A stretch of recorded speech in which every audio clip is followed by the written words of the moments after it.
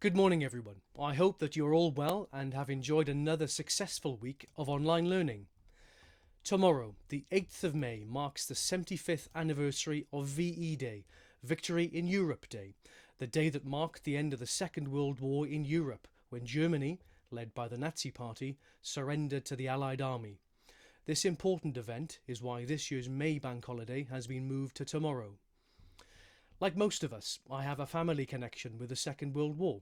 This is Frank Hope, my grandfather and a gunner in the Royal Artillery.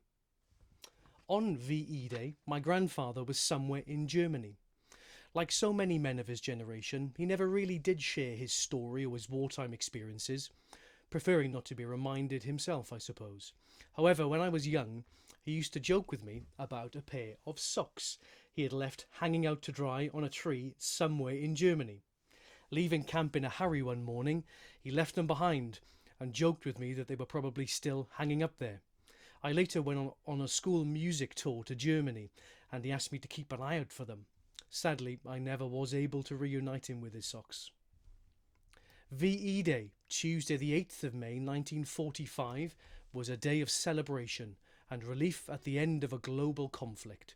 The day saw huge gatherings of people wishing to mark the end of nearly 6 long years of struggle and hardship. Crowds flocked to London landmarks such as Trafalgar Square, where they paddled in the fountains.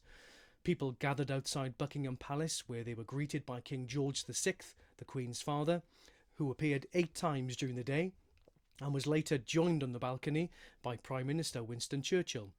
St Paul's Cathedral held 10 consecutive services giving thanks for peace, and crowds danced long into the night, joined at one stage by the Queen, then a young Princess Elizabeth sneaking out from Buckingham Palace with her sister to join the party. But V-Day was also a time of sad reflection for many, and an opportunity to acknowledge the years of suffering and personal sacrifice. The celebrations were upsetting for those who had lost loved ones, and for some, it also brought the realisation that the fighting continued in other parts of the world, notably in the Far East, where Japan would finally surrender 3 months later. Back to today, and the current COVID-19 crisis. Boris Johnson has said this is the biggest single challenge the country has faced since the war. And whilst I am in no way comparing our experiences of lockdown to the experiences of our great-grandparents and grandparents who endured years of restrictions during their lockdown, there may be some similarities. Both generations have had to alter the way they live and give up certain freedoms they once took for granted. We have had to abide by social distancing, school closure, leaving the house when only absolutely necessary, unable to see family and friends. The wartime generation had to contend with air raids, blackouts and food rationing. Very hard to imagine given the food that we enjoy at Shiplake. This wartime generation certainly was a golden generation, and we are still learning from their example. I feel that we are reacting in just the same way as our great-grandparents and grandparents would have done. We're continuing to look after our neighbours, checking in with the vulnerable and those who might need help with their shopping. My own street in Twyford has created a WhatsApp group to check in with everyone, and I'm sure it's the same where you are. We're continuing to give thanks to those who are on the front line of the current crisis, rather than the RAF. For us, it's the NHS. And we are continuing to adapt to new ways of living, and in our case, it's successfully adjusting to the demands of distance learning. Fortunately, we are still just about in touch with this golden generation, and the actions of Captain Tom last week resonated with us all and spoke volumes for the character of Captain Tom and all those of his generation. In last week's Thought for the Day, Mr. Brown helped us to reflect on our experiences during lockdown. This week, I'd like us to look ahead, to look forward to the things that we might do after lockdown. In 1945, as today, there was a deep hunger for a return to normality and a chance to enjoy all of those things that we're missing. As a community, there are many things we are looking forward to doing, and I'm grateful to all of you who responded to my question. Miss Mordew is looking forward to playing netball again. Mrs. Harrison looks forward to a huge barbecue with everyone who lives on site. Leo Slavakovsky looks forward to playing tennis. Dr. Prata to rowing, like many of you. Mr. Milburn looks forward to beating Mr. Rose at darts. Mr. Rose looks forward to having boys back in Welsh House. Marcus Coulter looks forward to seeing his friends again. Dr. Ashok looks forward to serving the community when his temple reopens. Mr. Reed looks forward to playing cricket, Archie Arnold to watching sport, Mrs. Krause to hugging friends and family, and Dr. Rousseau to hosting dinner with friends. As in 1945, we also have an opportunity to commit to change, to the new routines we would like to maintain, and to the things we pledge to continue doing. Again, thank you to the entire Shipley community for your responses.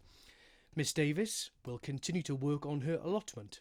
James Lucking will commit to listening to more audiobooks. Mr. Dickey to more reading. Anna Galpin to walking her dog. Mr. Alcock to continuing yoga at home. Will Forster to cooking for his family. Mr. Lee pledges to play the piano. Radha Pandava will keep her digital quarantine diary, a daily record of her 3 good things. Mr. Olhausen looks forward to using technology more creatively in his lessons. Bobby Howard-Jones commits to hatching eggs. Mrs. Emmett to being more frugal around the home and taking fewer car journeys. And Harry Richards commits to continuing to sew, a very useful skill. As a music teacher, I was delighted to discover the schedule for the BBC Home Service on VE Day. It lists every programme broadcast on the day, from the speeches by military leaders and the King to live conversations with many members of the public across the country. It also provides full details of the music played that day. Dance tunes and famous marches were pumped out all day, including hits such as There's a New World Over the Skyline by Maurice Feldman, Rule Britannia by Thomas Arne, and Pomp and Circumstance March No. 1 by Elgar, featuring the melody we all know as Land of Hope and Glory. However, I wonder what would be on our end of lockdown playlist. What songs would the BBC play to mark this important event? Again, I'm grateful for the many following suggestions. Miss Mordew would love to hear the Monday hymns from our recent assemblies, Bless the Lord, Shine Jesus Shine, in Christ Alone. Mrs. Green would like to hear Bring Happiness Home, the official song of the Henley Lockdown Festival. Miss Satch, All By Myself by Eric Carmen. The Rev, Take Good Care of Yourself by the 3 Degrees. Mr. Alcock, The UK Blessing, as we heard in Tuesday's Chapel. Mr. Dimmick, Together We'll Be OK by Cannon and Ball. Mr. Locke, You Can't Stop the Beat from Hairspray. Mrs. Pomeroy, Beethoven's Moonlight Sonata. Mr. Ralph, We Gotta Get Out of This Place by the Animals. Mrs. Farrell, Never Mind the Strangers by the Saw Doctors. Mr. Curran, Don't Believe It's Over by Crowded House. And Mr. Bailey, I Want to Break Free by Queen. Whatever you're doing tomorrow, please take a moment to remember the events of 75 years ago. Take the time to reflect on your own family's involvement in the Second World War. Observe the 2-minute silence at 11 o'clock. Watch Churchill's famous victory speech being broadcast at 2:45 p.m. or tune in to hear the Queen's address at 9 o'clock. I'd now like to share a very short video featuring some remarkable colour footage of the scenes in central London on VE Day.